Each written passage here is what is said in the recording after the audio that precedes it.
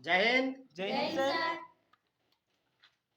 गर्मी तो एकदम छप्पड़ फाड़ के पड़ रहा है। 42 डिग्री क्या सेल्सियस जी? पर है सर। 42 डिग्री। कुछ राज्यों में गर्मी एकदम रिकॉर्ड तोड़ हो रहा है। कल मध्य प्रदेश के न्यूज में मैं देख रहा था कि मध्य प्रदेश में दोपहर के समय इतनी ज्यादा टेम्परेचर हो गई है, इतनी ज्यादा टेम्परेचर कि एक महिला छत पर कढ़ाई में तेल डाल दिया है और उसमें पूड़ी तल रही है, पूड़ी छान रही है और पूड़ी पक भी जा रही है। इतनी टेम्परेचर है। गाड़ी के बोनट पर लोग आमलेट बना रहे हैं। कढ़ाई उड़ाई की जरूरत नहीं है, काठी की जरूरत नहीं है एकदम। इसलिए महिलाओं के लिए अभी अच्छा ही है। खैर, आज मैं क्लास में जो मैं बताने के लिए जा रहा हूं कि उत्तर शीत युद्ध काल। उत्तर शीत युद्ध काल मतलब शीत युद्ध जब चल रहा था तो दक्षिण एशियाई देश जितने भी हैं, उत्तर शीत युद्ध काल के दौरान दक्षिण एशिया का देश क्या क्या हाल था। आप लोग, मैंने पिछले क्लास में, पिछले वीडियो में मैंने बताया है कि सन 1914 से लेकर के 1918 तक प्रथम विश्व युद्ध चला। 1939 से लेकर के 1945 तक द्वितीय विश्व युद्ध चला और 1945 से लेकर के 1991 ईस्वी तक ये जो पूरा कालखंड जो 50 से 51 साल का जो रहा, ये शीत युद्ध का काल रहा। तो आप लोग अगर ये सोच रहे होंगे कि नहीं, सन 1945 से लेकर के सन 1991 ईस्वी तक सिर्फ शीत युद्ध चल रहा था, पूरी दुनिया दो खेमे में बटा हुआ था, एक अमेरिका के नेतृत्व में, दूसरा सोवियत संघ के नेतृत्व में, दुनिया दो खेमे में बटा हुआ था शीत युद्ध के दौरान। तो सिर्फ शीत युद्ध ही नहीं चल रहा था भाई साहब। जब ये 1945 से 1991 ईस्वी तक जब उधर जब पूरी दुनिया में जब शीत युद्ध जब चल रहा था ना, तो दक्षिण एशिया के देश भी बेहाल था। इसीलिए आज हमने हेडिंग बनाया है क्या, उत्तर शीत युद्ध काल, दक्षिण एशिया बेहाल। उत्तर शीत युद्ध काल और दक्षिण एशिया बेहाल। दक्षिण एशिया भी उस वक्त बेहाल था, लेकिन दक्षिण एशिया को समझने के पहले आप इतना समझ लीजिए कि दक्षिण एशिया के अंतर्गत आते कौन कौन से देश हैं, कौन कौन सा ऐसा देश है कि दक्षिण एशिया के अंतर्गत आता है। आप इतने ही जान लीजिए कि भारत के जितने भी सारे जो पड़ोसी देश हैं, भारत के जितने भी सारे जो पड़ोसी देश है, वो सभी पड़ोसी देश दक्षिण एशियाई देश कहलाता है। समझ रहा जी? दक्षिण एशियाई देश में 7 देश हैं। दक्षिण एशियाई देश में कितने देश हैं? 7 देश है। इसमें देखिए यहाँ पर भारत भी है। दक्षिण एशियाई देश में कौन कौन है? भारत है, पाकिस्तान है, श्रीलंका है, नेपाल है, बांग्लादेश है, भूटान है, मालदीव है। 7 देश है ना। लेकिन इसमें मुख्य रूप से अगर कहा जाए कि दक्षिण एशिया देश में मुख्यतः ये भारत के 7 पड़ोसी देश हैं। लेकिन आप गूगल वगैरह में सर्च कीजिएगा, देखिए कुछ में दक्षिण एशियाई देश के मतलब सार्क, जिसमें दक्षिण इसको कहते हैं, इसमें 8 देश को बताता है। ये 8वां देश कौन है, इसके पीछे लॉजिक है, इसके बारे में पहले समझ लीजिए, उसके बाद फिर हमको इसको डिटेल से आपको हम बताने के लिए जा रहे हैं। देखिए, हमने पहले बताया कि दक्षिण एशिया में कितने देश हैं जी? 7 देश है। लेकिन इसमें अफगानिस्तान को भी जोड़ा गया। अफगानिस्तान को कब? जब 1885 ईस्वी में, 1885 ईस्वी में जब दक्षेस को ही कहते हैं कि सार्क, SAARC, सार्क, दक्षेस एक क्या है कि दक्षिण एशियाई देशों का एक क्षेत्रीय संगठन है। दक्षिण एशियाई देशों का क्या है? एक क्षेत्रीय संगठन है। और ये दक्षिण एशियाई देशों का ये जब क्षेत्रीय संगठन का जब निर्माण जब किया गया सन 1985 ईस्वी में, तब ऐसा कहा गया कि यार कम से कम अफगानिस्तान की सीमा भारत से जरूर तनी मनी मिलता है।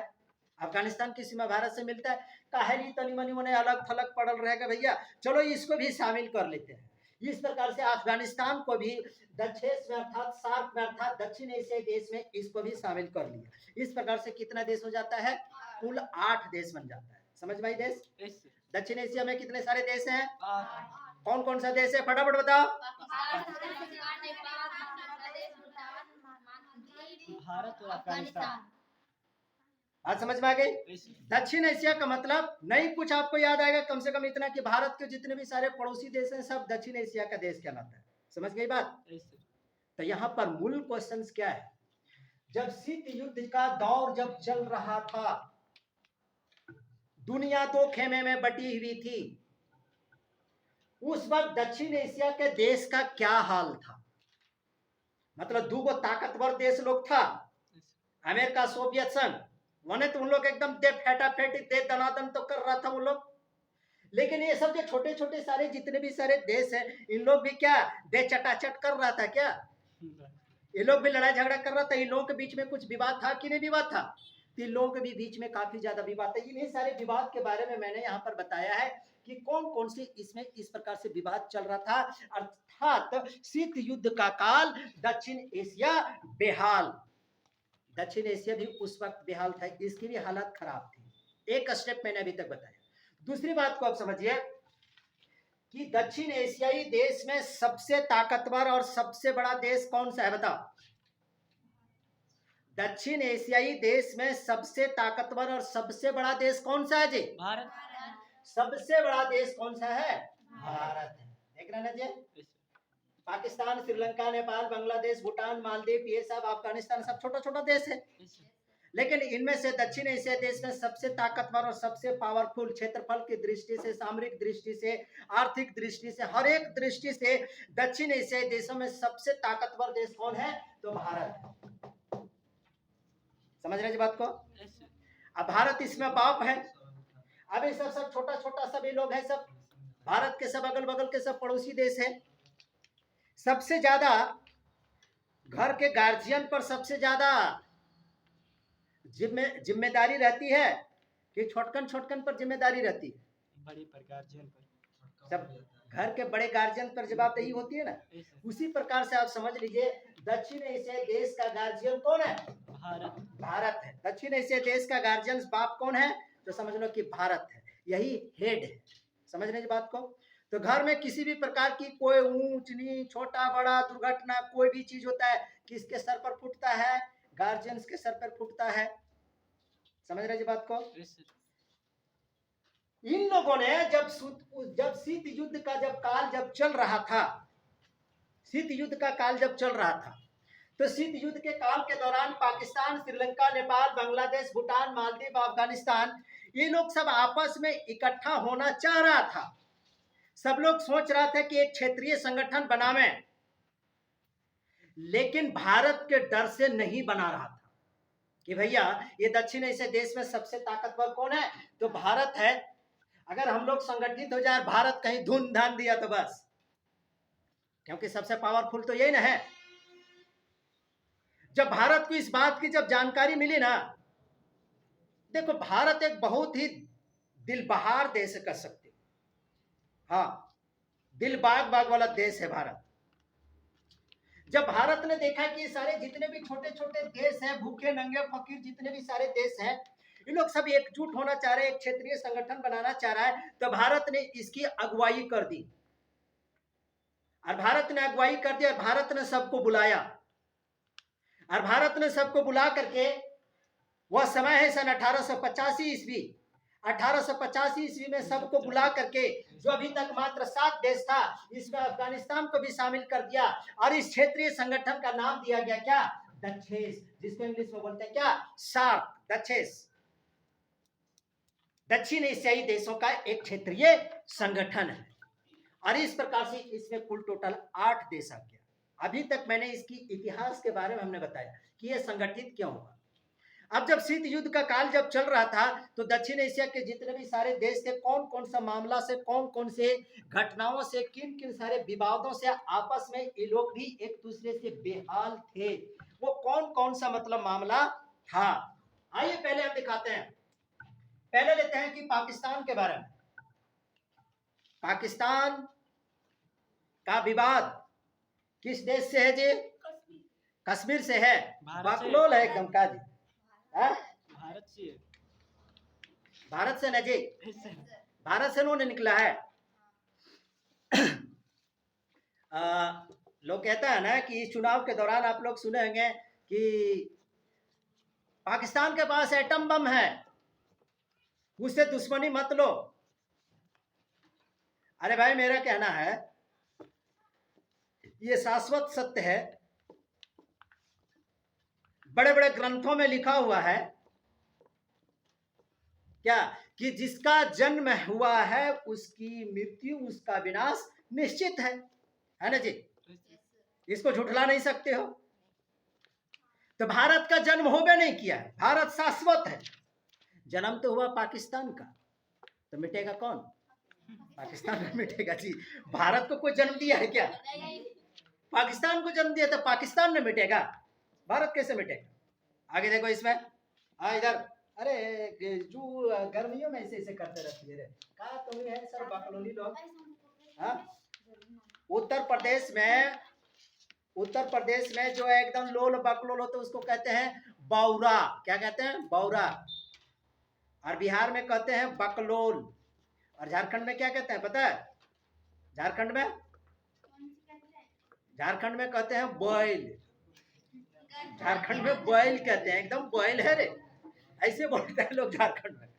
देखो जी, भारत और पाकिस्तान के बीच इधर 1945 से 1991 ईस्वी तक है, 1945 से 1991 ईस्वी तक शीत युद्ध का काल चल रहा था। और इधर दक्षिण एशियाई देशों का हाल भी बेहाल था। हाँ जी, आज हम पहले यहाँ से अभी हम शुरुआत कर रहे हैं पाकिस्तान से। क्या कर रहे हो जी? पाकिस्तान से शुरुआत कर रहे हैं कि भारत और पाकिस्तान के बीच कौन कौन सा विवाद चल रहा था। भारत और पाकिस्तान के बीच कश्मीर विवाद है ना जी, भारत के और पाकिस्तान के बीच जल विवाद है ना, सिंधु नदी का जल सबसे ज्यादा कहां पर बहता है?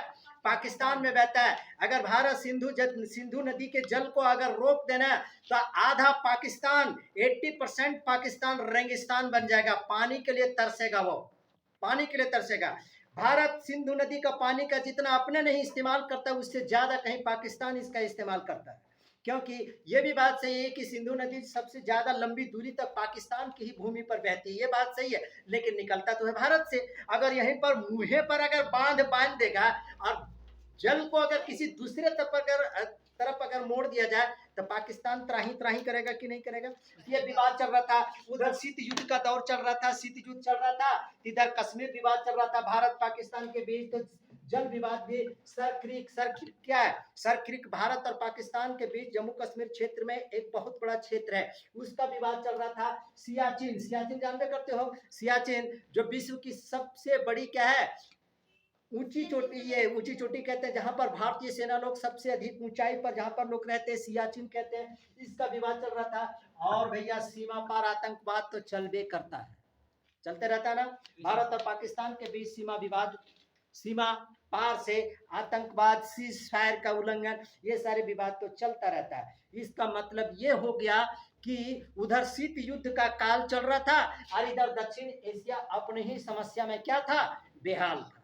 समझ में आ रही है क्वेश्चन जी? समझ में आ रहा ना? अगला देखिए, ये भी सारे जितने भी विवाद जो हो रहा था किसके साथ हो रहा था? भारत के साथ। ये एक बात सत्य है, लेकिन देख लो कि भारत के जितने भी सारे जो पड़ोसी देश है, खास करके कौन कौन? पाकिस्तान, बांग्लादेश, श्रीलंका, ये सारे जितने भी हैं, भारत का ही माथा सबसे ज्यादा खाता है। क्या जी? भारत का ही सबसे ज्यादा मुंडी फोड़ता है, भारत को ही परेशान होना पड़ता है, कुछ भी हो जाए। बात एक सच है, लेकिन क्या कर सकते हो? कुछ भी कर सकते हो, लड़ाई झगड़ा चाहे जितना भी मार काट अपने पड़ोसी देशों के साथ एकदम पूरा मचा लो, सब कुछ कर सकते हो, लेकिन पड़ोसिया तो नहीं बदल सकते हो, नहीं बदलेगा पड़ोसी। मानवता के नाते सहयोग देना पड़ता है इन सभी देशों को भारत के द्वारा। आगे देखिए, श्रीलंका के बीच भी कौन कौन से, भारत और श्रीलंका के बीच कौन कौन से विवाद चलता है? तमिल मूल। श्रीलंका में तमिल मूल के लोग काफी संख्या में लोग रहते हैं। श्रीलंका में तमिल मूल के लोग काफी संख्या में रहते हैं। अब काफी संख्या में रहता है और ये सब तमिल से ही उठ करके सब श्रीलंका में गया हुआ है। अरे इस तमिल मूल की वजह से, ये नस्लीय संघर्ष की वजह से, एलटीटी की वजह से राजीव गांधी की जान चली गई थी कोयम्बटूर में, दक्षिण भारत में। राजीव गांधी की इसकी वजह से जान चली गई, उनकी हत्या कर दी गई थी। देखिए, तमिल मूल का वहां पर श्रीलंका में तमिल मूल के लोग काफी संख्या में लोग रहते हैं। अब जब तमिल मूल के लोग काफी संख्या में रहते तो कहां से जाकर के बसा हुआ है? तमिलनाडु क्षेत्र से। अब श्रीलंका की सरकार वहां की सिहली जाति के लोग जब तमिलों पर जब अत्याचार करता है, उसको वहां पर कोई अधिकार नहीं देना चाहता है, तो तमिलनाडु क्षेत्र के लोग भारत के सरकार पर दबाव बनाता है कि हमारी जाति के लोग श्रीलंका में है, उसकी तुम रक्षा करो। इस वजह से राजीव गांधी की क्या हो गई थी? हत्या हो गई। राजीव गांधी की हत्या हो गई थी इस मामले की वजह से, स्वाद रखना। तो ऐसी बात नहीं है कि शीत युद्ध जब चल रहा था तो दक्षिण एशिया के देश भी क्या था, एकदम बेहाल था। बहुत विभिन्न प्रकार की समस्याओं से ये भी एकदम बिल्कुल घिरा हुआ था। समझ रहे थे? देखिए यहाँ पर हमने बताया एक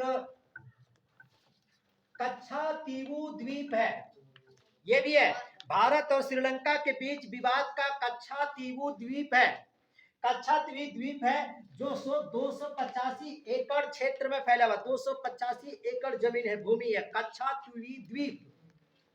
ये भारत और श्रीलंका के बीच में वर्षों से विवाद चला रहा है। ये कच्छा द्वीप, ये कच्छा द्वीप जो है, भारत इस पर अपना दावेदारी करता है तो श्रीलंका इस पर अपना दावेदारी करता है। हालांकि कांग्रेस के समय में इस कच्छा द्वीप को भारत सरकार ने श्रीलंका को सौंप दिया था, लेकिन इस बार के वर्तमान सरकार जो अभी हमारे देश की जो वर्तमान सरकार ने संसद में इसकी आवाज उठाई है कि कच्छा द्वीप जो है ना, वो भारत लेकर के रहेगा, ये भारत का अभिन्न अंग है। इस पर भी थोड़ा बहुत श्रीलंका और भारत के बीच विवाद चलता रहता है। नस्लीय संघर्ष, जब सिंहली लोगों ने वहां पर श्रीलंका में तमिल लोगों को जब अधिकार देने से जब वंचित किया जाने लगा, तमिल लोगों का मांग था कि अगर सिंहली सरकार, श्रीलंका की सरकार अगर तमिलों को कोई अगर अधिकार नहीं देती है तो हम लोगों को श्रीलंका में ही एक छोटा सा कोना दे दिया जाए, एक छोटा सा क्षेत्र दे दिया जाए। अब उसकी जब लड़ाई जब होने लगी तो वहां के लोगों ने, तमिल लोगों ने एक बहुत बड़ा उग्रवादी संगठन का निर्माण कर लिया, लिट्टे, LTTE, लिट्टे, लिबरेशन तमिल टाइगर इल्म का इन्होंने एक स्थापना कर लिया था। और इस प्रकार से भारत और किसके बीच, श्रीलंका के बीच विवाद चल रहा था। कब विवाद चल रहा था? जब सन 1991 में ईस्वी, 1945 से 1991 ईस्वी में जब शीत युद्ध जब चल रहा था तो इधर दक्षिण एशियाई देशों में भी कई सारे ऐसे विवाद चल रहा था। ऐसी बात नहीं है कि दक्षिण एशिया के देश एकदम बिल्कुल शांत बैठा हुआ, यहाँ पर भी काफी ज्यादा उथल पुथल मच रहा था। समझ रहा है जी बात को? इस बात को आप समझ गए। अब देखिए नेपाल, देखो नेपाल एक हिंदू देश है, हिंदू राष्ट्र है, छोटा सा देश है, हिंदू राष्ट्र है। वहां पर कोई भी दूसरी जाति के लोग पाए नहीं जाते हैं, सिर्फ हिंदू लोग ही वहां पर रहते हैं, नेपाली। समझ रहे जी? तो भारत और नेपाल के बीच बहुत ज्यादा कोई हमेशा विवाद नहीं रहता है। भारत और नेपाल के बीच हमेशा से संबंध जो उनसे बेहतर रहा है। नेपाल में भी कई सारे मतलब हिंदू मंदिर है, हिंदू मंदिर वगैरह वहां पर। और भारत और नेपाल के बीच आने जाने के लिए कोई वीजा और कोई पासपोर्ट की आवश्यकता नहीं होती है। एकदम सीमा बिल्कुल खुला हुआ है भारत और नेपाल के बीच में। बिहार की जो सीमा जो नेपाल से जो लगता है ना, अरे बहुत सारे ऐसे मतलब क्या है, बकरी चराने के लिए बिहार के लोग बकरी चराने के लिए उन्हें नेपाल की सीमा में प्रवेश कर जाते हैं, उधर वाले लोग इधर प्रवेश कर जाते हैं। भारत सरकार नेपालियों को भारत में कई सारे कार्य करने का भी क्या किया है, उसको छूट दे रखा है, नौकरी भी प्राप्त करने की छूट दे रखा है। ये सारी चीज इसलिए है क्योंकि नेपाल जो है से एक बंद भूमि देश है, बंद भूमि देश है। नेपाल क्या है? एक बंद भूमि देश है। बंद भूमि देश कहने का मतलब नेपाल जो है से एक तराई क्षेत्र में बसा हुआ है, तराई क्षेत्र में, जहां पर न सड़क यातायात, न रेलवे यातायात, न वायु यातायात, ये सभी सारे चीजों की, किसी भी बहुत सारी चीजों की वहां पर उसकी व्यवस्था नहीं है। बंद देश है। यातायात में मतलब भूमि बंद देश है, कहने का मतलब भूमि बंद देश मतलब बहुत सारे देशों से इसका यातायात का साधन का कनेक्टिविटी बहुत कम है। इसके लिए भारत सरकार ने नेपाल को खुली छूट दे रखी है कि आना जाना। समझ रहे जी बात को? सन 2015 ईस्वी में जब नेपाल में जब भूकंप जब आया था ना, नेपाल में जब भूकंप आया था, बहुत तबाही मचा था, बहुत तबाही। उस वक्त नेपाल के प्रधानमंत्री ने कहा था कि खुशकिस्मत है नेपाल के लोग और नेपाल की सरकार कि नेपाल को भारत जैसा पड़ोसी देश मिला हुआ है। अरे बात सही है। अगर नेपाल का कोई दूसरा पड़ोसी देश इतना बड़ा रहता ना तो कब कहीं उसको निगल गया रहता, अपने देश की सीमा में कब तक ही उसको शामिल कर लिया रहता, उसको नामो निशान मिटा दिया रहता नेपाल का, अगर भारत की जगह पर कोई दूसरा देश अगर रहता उसका पड़ोसी देश। तो सच कहता हूं, लेकिन वो फक्र महसूस करता है कि भारत जैसे पड़ोसी देश नेपाल को मिला है, इस पर मुझे गर्व है, इस पर मुझे फख्र है। तो नेपाल के साथ भारत और नेपाल के बीच बहुत ज्यादा कोई विवाद नहीं है। हालांकि भारत में जो नेपाल में जो कुछ माओवादी गुट लोग जो है ना, लाल झंडा वाले लोग माओवादी जो गुट है, वो माओवादी गुट के लोग भारत के विचारधारा को पसंद नहीं करता है। माओवादी गुट के लोग वह भारत विरोधी कभी कभी थोड़ा बहुत नारा लगाया करता है। कुल मिलाकर के ऐसा कहा जाए कि नेपाल जो है एक बंद भूमि वाला देश है, जिसको निकलने के लिए, बाहर जाने के लिए किसने जो स्थान दिया है? भारत ने स्थान दिया है। समझ रहे थे? इस प्रकार से नेपाल जैसे भारत का जो पड़ोसी देश है, इसके साथ बहुत बड़ा कोई विवाद नहीं है। ये सारी चीजें उस वक्त के बारे में बता रहा हूं जब शीत युद्ध का काल चल रहा था। उस वक्त दक्षिण एशिया का देश भी शांतिपूर्वक रोटी नहीं खा रहे थे, विभिन्न प्रकार के विवादों से ये लोग भी क्या था? घिरा हुआ था। समझ रहे थे बात को? आगे देखिए यहाँ पर बांग्लादेश भी क्या है कि भारत का पड़ोसी देश है कि नहीं? भारत का पड़ोसी देश है बांग्लादेश, है ना जी? बांग्लादेश का सबसे ज्यादा किस कोना में रहता है? भारत के किस क्षेत्र में रहता है? किस क्षेत्र में रहता है बांग्लादेश के लोग? जी, कोलकाता में हो रहा है, इसीलिए पता है उसको, कोलकाता में। समझ गए ना? अगर बांग्लादेशियों को कोलकाता से अगर सचमुच में अगर बाहर कर दिया जाए तो बंगाल जो है आधा उजर हो जाएगा। वो जो ममता खातून जो है ना अरे क्या बोलूं, ममता खातून, समझ रहे ना जी? वो वोट बैंक बना करके उसको रखी हुई है सब बांग्लादेशी ढकैयन को, सब बंगाल। देखो बांग्लादेश, भारत और बांग्लादेश के बीच भी विवाद चल रहा था उस वक्त, भारत और बांग्लादेश के बीच। कहने का मतलब यह आप लोगों को आश्चर्य नहीं लग रहा है कि भारत का जितना भी सारा पड़ोसी देश है, सब पड़ोसी देशों का विवाद केकर साथ है? भारत के साथ। सबका विवाद किसके साथ है? भारत के साथ है, क्योंकि भारत दक्षिण एशिया के सबसे ताकतवर, सबसे पावरफुल देश में से एक है। समझ रहे जी? तो विवाद का पिटारा तो एकरे पर तो फूटेगा। भारत बांग्लादेश के बीच भी विवाद था। कब? शीत युद्ध के काल। अवैध शरणार्थी बांग्लादेश से कितने सारे अवैध शरणार्थी भारत के सीमा में प्रवेश करता रहता है। जब बांग्लादेश का निर्माण हो रहा था इंदिरा गांधी के नेतृत्व में, पाकिस्तान को बांट करके बांग्लादेश का निर्माण किया गया, बांग्लादेश एक नया कंट्री बनाया गया। उस वक्त लाखों शरणार्थी जान बचा करके भारत की सीमा में प्रवेश किया था। ये तो उस वक्त की बात है, सन 1971-72 ईस्वी की उस समय की बात है। लेकिन उसके बावजूद भी आज भी बांग्लादेश के लोग अवैध तरीके से भारत की सीमा में प्रवेश करता है, राशन कार्ड बना लेता है, वोटर कार्ड बना लेता है, कहीं झुग्गी झोपड़ी में कहीं पर कोई छपरी वगैरह लगा लेता है और बस वहां पर वो रहना शुरू कर देता है। धीरे धीरे वो बेताज बादशाह बन जाता है। टीएमसी जिंदाबाद, टीएमसी मुर्दाबाद करना शुरू कर देता है। क्या जी? यही करता है उन लोग, बांग्लादेशी लोग। भारत के साथ विवाद है उसका। अरे इसीलिए तो एनआरसी और सीएए की बात चल रही है। एनआरसी और सीएए की बात इसीलिए चल रही है, जिस दिन सीएए लागू हो जाएगा ना, सारे अवैध शरणार्थी लोग हमारे देश से उसको जाना पड़ेगा, उसको भागना पड़ेगा। अवैध शरणार्थी भारत और बांग्लादेश के बीच में विवाद के बहुत बड़ा कारण बनता है। एक 3 बीघा जमीन भी है भारत और बांग्लादेश के बीच विवाद का। एक और कौन कारण है? 3 बीघा जमीन है, नौमूर द्वीप है। नौमूर द्वीप, भारत और बांग्लादेश के बीच में एक सीमा विवाद ये भी है कि जमीन की विवाद है, नौमूर द्वीप है। और एक सीमा विवाद तो है ये भारत और बांग्लादेश के बीच में। इस प्रकार से मैं बार बार ये बता रहा हूं, जब शीत युद्ध का काल जब चल रहा था तो दक्षिण एशिया का देश का भी हाल बेहाल चल रहा था। ये लोग भी शांत बैठा हुआ नहीं था, सब एक दूसरे से मुंडी फुटबॉल एकदम कर रहा था, मुड़ी फोड़ा फोड़ी कर रहा था।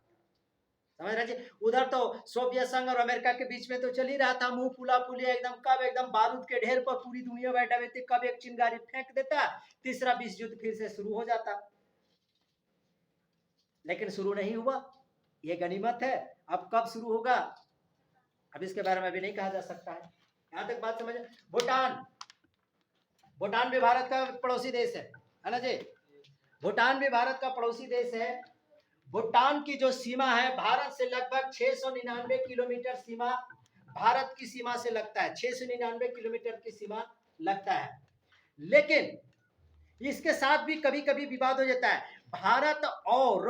भारत और भूटान के बीच कभी कोई सीमा विवाद नहीं रहा, कभी किसी भी प्रकार की कोई विवाद नहीं रही, क्योंकि भूटान भी जो है ना, वहां पर भी बौद्ध धर्म को राजकीय धर्म स्वीकार किया है, बौद्ध धर्म को राजकीय धर्म स्वीकार किया है। और भारत जो है बौद्ध धर्म की जननी माना जाता है। यहीं से यह धर्म वहां पर गया है भूटान में, जिसकी वजह से सांस्कृतिक संबंध भी है किसके साथ, भूटान और भारत के साथ। लेकिन कभी कभी छोटा जो ड्रैगनवा जो चीनवा जो है, ड्रैगनवा चीनवा, वो कभी कभी क्या करता है, चीनी घुसपैठ कर देता है। क्या चीनी घुसपैठ का मतलब क्या होता है कि चीन के लोग वहां पर क्या कर देता है, घुसपैठ करता है, जबरदस्ती मुड़िया कोंच देता है कि हमारा जगह यहाँ पर भी है। डोकलाम विवाद के बारे में तो सुना होगा। डोकलाम विवाद में दे दनादन एकदम मारा था ना, एकदम पूरी तरह से एकदम काट वाला तरिया से एकदम दे मुंगर एकदम पूरा एकदम गर्दा उड़ा दिया था। चीनी सैनिकों का अंततः उसको भागना पड़ा था।